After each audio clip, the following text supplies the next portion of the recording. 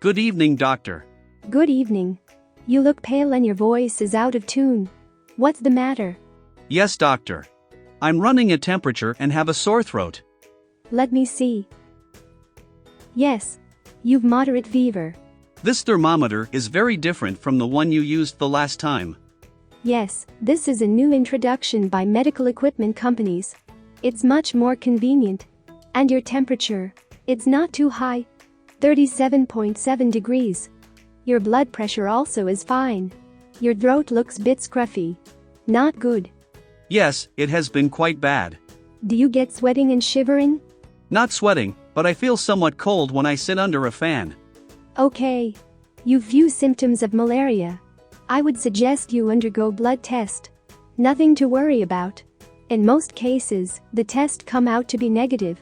It's just precautionary, as there have been spurt in malaria cases in the last month or so. I'm prescribing 3 medicines into syrup. The number of dots in front of each tells you how many times in the day you've to take them. For example, the 2 dots here mean you've to take the medicine twice in the day, once in the morning and once after dinner. Do you have any other questions? No, doctor. Thank you.